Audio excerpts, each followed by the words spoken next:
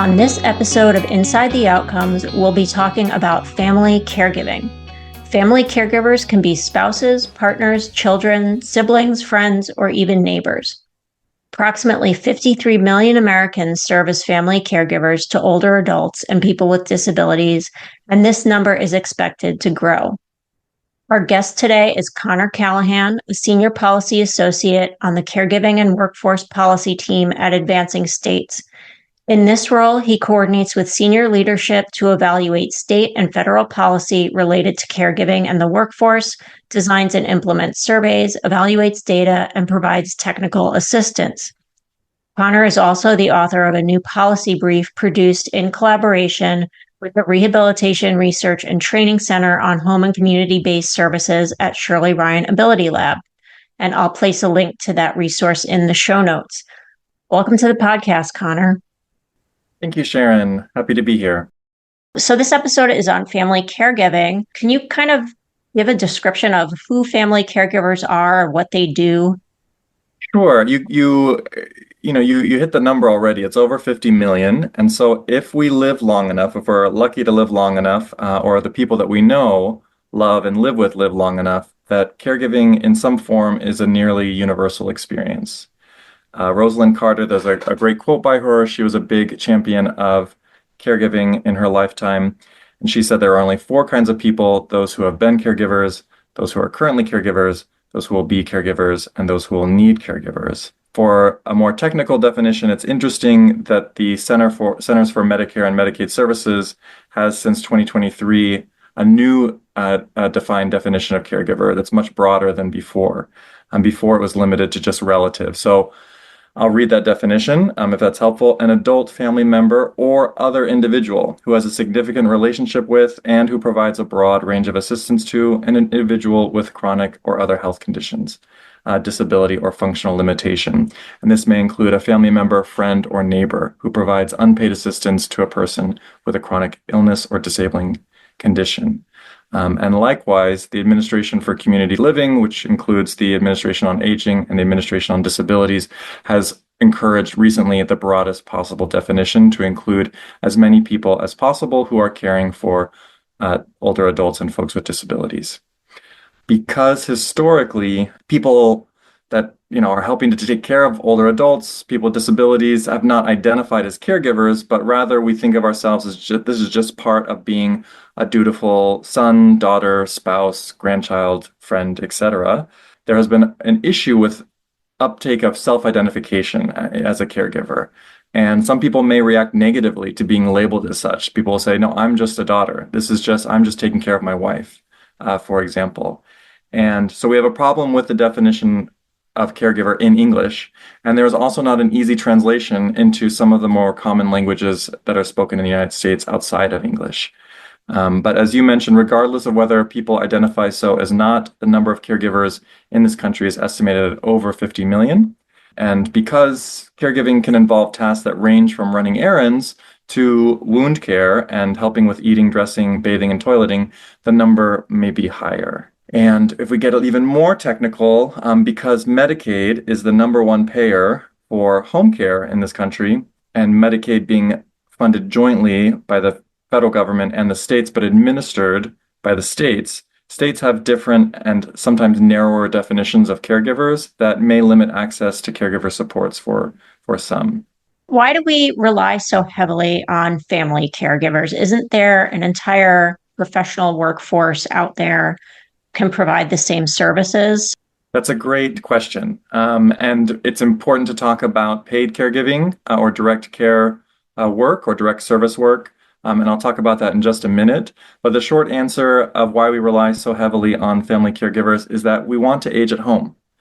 The vast majority of folks want to age at home and in the community. And there are certainly needs for facilities like memory care, assisted living, or skilled nursing, or even nursing homes. But for the past 40 years, the United States has been moving away from institutionalization. And contrary to a lot of public anxiety, I have to mention that only a small percentage of older Americans are in nursing homes, and that number is declining. But so this system as a whole is just heavily reliant on family caregivers. In order for us to stay in our homes, we need help. Now, you mentioned the workforce. This is a major topic, and for our members who are the states, it is the number one issue in almost every state is a severe workforce shortage. And that is because of the conditions and pay of this type of work. So working at home, in people's homes, in institutions can be isolating. It is also very physically and emotionally and mentally demanding for low pay. And so the turnover in home care, personal care is quite high. And it is the fastest growing area of the workforce in the country is in personal care. We have this huge group of folks that is aging in and wanting to stay in their homes. But we have a workforce that is already overburdened and really stretched to the limit. Family caregivers fill in where workers cannot, and workers fill in where family caregivers cannot. So another really important thing to take away is that policies and programs that support the workforce also support family caregivers and vice versa. And as a whole, if you are supporting workers and family caregivers, then you are supporting the people that they all care for, folks with chronic conditions, disabilities, older Americans. Now, I know there's been some research into outcomes when people are cared for by a family caregiver. Can you talk a little bit about that? Sure. Caregivers, family caregivers are the closest observers of folks with chronic conditions, folks with disabilities. And so they're really good to have a good understanding of what's going on with the individual's mood, their status, and often they're in charge of things like medication management, as I mentioned, wound care, helping them move around the house. And so the more support that's given to caregivers, we see reductions in ER visits, lower hospital admission rates, lower institutionalization rates, and supporting caregivers costs a whole lot less than a hospital stay or a hip surgery, for example. So if caregivers are supported, trained, and feel less burdened, then they are able to provide better support to the folks they care for, and we can see a cost savings as well. It's also important to note that caregiver burden is a really prime risk factor for elder abuse. When folks are overwhelmed, very tired, they're more likely to commit elder abuse. What are some of the resources available for family caregivers? So there are a wide range of resources that are available. It really depends on where the caregiver is at. Caregivers tend to seek out help in moments of crisis when they feel totally overwhelmed. So for healthcare professionals, I would say the goal is to help caregivers identify as such, as caregivers, and to know that there are resources available before things become too overwhelming. And then also how to help a caregiver who is overwhelmed.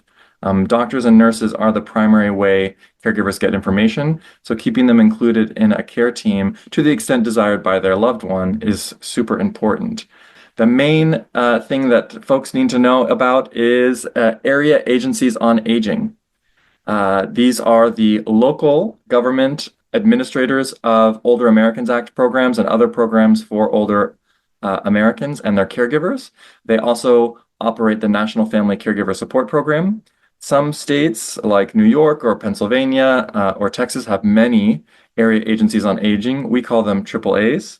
There's a lot of them in some states, and then some states like Delaware or Alaska function as a single service area, and they go by different names. So Googling area agency on aging, going to elder care locator, calling 211. These are great ways for caregivers to get in touch.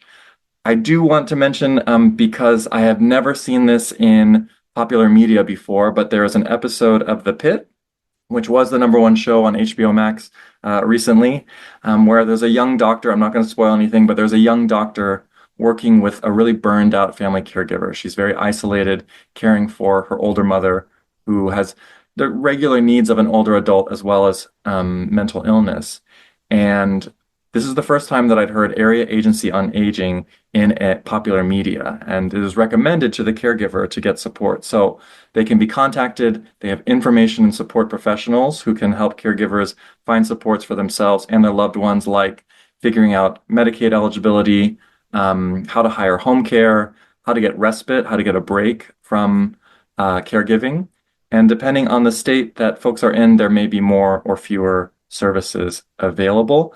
It's really important to note that Older Americans Act services offered through AAAs, through area agencies on aging, are not means tested, so there's not a cost. Though services may be targeted to those in greater need, they are open to any person, for caregivers, open to any person providing care to someone in this country 60 and older, any person caring for a person of any age with Alzheimer's or related dementia, and any older adults 55 and older caring for children under the age of 18. A great resource to get in touch with is respite. And respite is available through the Older Americans Act, through area agencies on aging, and is also available through Medicaid. And this is the way to give a caregiver a break. This might be a few hours in a day, a week, or part of the day. And respite, however, is challenging because of the shortage of respite workers. There are respite volunteers through community-based organizations like churches and other non-religious organizations and AAAs. Through the AAAs, folks can also get supportive counseling, including group counseling. In many cases, this is now, since the pandemic, offered virtually, which is great for caregivers because kind of the last thing that you want to do when you're caregiving for someone who needs attention is drive a half an hour or an hour to spend another hour away from that person in a caregiver group. And now we can log on and listen in and participate to support programs that way. What are some other resources outside of the AAAs and the organizations and the resources you spoke about? Sure. Health plans, these are if folks like Aetna or Blue Shield, acting as managed care organizations. They recognize the role of family caregivers and will offer supports. So getting in touch with them and seeing what caregiver supports they have. As I mentioned, because supporting caregivers is tied to lower ER visits and hospital admissions, health plans recognize that supporting caregivers is much cheaper than more expensive medical procedures. There's also AARP has some great caregiving work resources through their website for different kinds of caregivers, for dementia caregivers, other traumatic brain injury caregivers. There's also something called Powerful Tools for Caregivers, which is typically offered free. It's powerfultoolsforcaregivers.org. It's offered in person and virtually all around the country. I believe it's a 6-week program, and it's evidence-based and has been shown to reduce stress, help caregivers better manage their time, take care of themselves and their loved ones. Caregiver stress, so the stress that's placed on a caregiver taking care of their loved one, is linked to all types of deleterious effects, heart disease, stroke. So we're really multiplying the number of individuals with chronic conditions if we are not supporting caregivers. What would you say to someone who is just beginning their family caregiver role? I would say, welcome.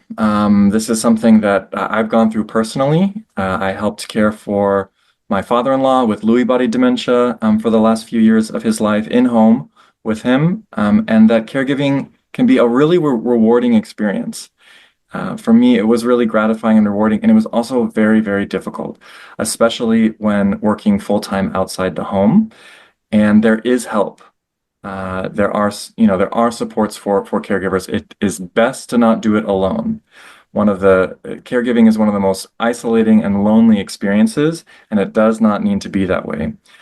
In my caregiving experience with my father-in-law, my mother-in-law was the primary caregiver, and then she built a care support team around her that included her children and other friends and folks in the community. So it is not something to be done alone, and it doesn't have to be. I know that you've written a policy brief on family caregiving with the Center for Rehabilitation Outcomes Research at Shirley Ryan Ability Lab. Can you talk a little bit about what's in that brief? Sure. A lot of it is a kind of general caregiving info and some more targeted info for healthcare professionals to help caregivers that they encounter really understand, how to get help and what's available. It can be really overwhelming. The systems are intimidating and confusing, and a lot of folks start their caregiving journey with some misconceptions. The biggest one being that Medicare pays for home care or nursing home care or caregiver supports. It generally does not. Medicare offers very little in long-term care support compared to Medicaid. Medicaid is the primary payer for long-term care, and Medicaid, of course, is means tested. It is require an income. There's an income requirement, and that most Americans don't qualify for. So healthcare professionals also need to understand that the way that they communicate with caregivers can help their patients improve. That caregivers, when included in the care team, we see better health outcomes for the patient and for the caregiver, and that there is now training available for healthcare professionals. The University of California, San Francisco has created a training program with the support of the Administration for Community Living called Caregivers as Partners in Care Teams. And that link is provided in the brief. There is also some training there because Medicare now does have billing codes for physicians for their time that's spent in caregiver training or time spent with caregivers. So there's a billing code guide as well as training on how to work with family caregivers. And yeah, I think just it's important for listeners to understand that Medicaid pays for 2/3 of home care, and that long-term service and support, so supports for folks with chronic conditions, older Americans, folks with disabilities. This is a small percentage of the Medicaid population, about 4% overall, but 28% of the total budget. So it's a very expensive part of the pie. And targeting caregivers for support is a way that states and the federal government can, reduce pressure on the healthcare system and reduce costs and improve health outcomes. Well, I'll be sure to link to the policy brief in the show notes. Is there anything else you wanted to add or talk about?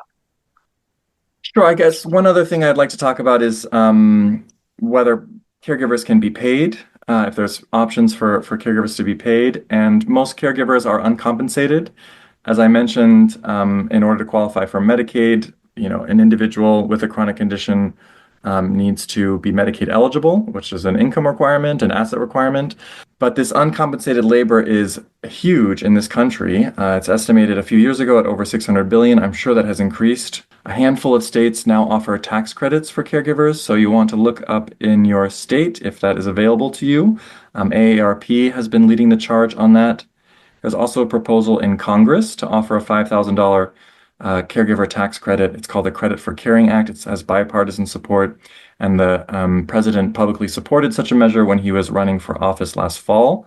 Otherwise, for payments for caregivers, we're talking about within Medicaid, and there's a couple ways that can happen. One is through self-direction. So I just kind of want to talk about self-direction a little bit.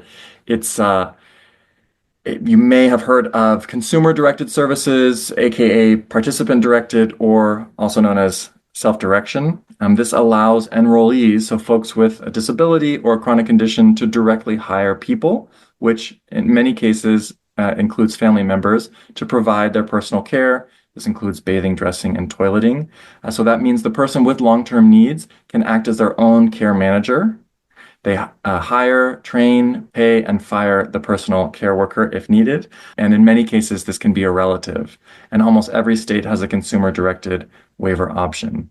For caregivers of folks with dementia who, or other reasons, would not be suitable to direct their own care, states have been offering something called structured family caregiving. And it's a little bit different. It's also a waiver, also in Medicaid, but the caregiver must live with the individual needing care, which is not required in self-direction, and support is offered directly to the caregiver in the form of payment, usually a stipend, as well as training and education, and importantly, support in the form of a caregiver coach. Again, caregiving is not something that should be done alone, and it does not have to be. I hope that we see more recognition of caregivers. States have been leading caregiver awareness campaigns to raise awareness that caregiving is more than what we think of as, helping someone eat or dress or tend to their medical needs, but rather things like sweat equity, taking them to appointments, etc. So we have the more people that identify as caregivers, the better understanding we have as a country of this massive number of us that are dealing with this. My hope is also that employers become more sympathetic. An AARP analysis a couple years ago found that employer supports for working caregivers contribute to increased productivity enhance loyalty to the company, they better support recruitment and retention, and they even increase company share prices. So the better support we have for caregivers, it's also better for our economy. Well, thank you for being a guest on the podcast, and thank you for all the information you've provided. As a soon-to-be caregiver myself, I'm going to take advantage of all these resources that you mentioned. So thanks again for being on the podcast. Thank you very much.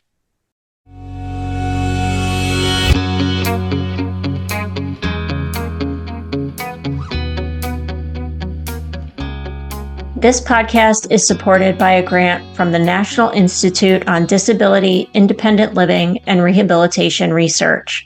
This is your host, Sharon Parmet, signing off.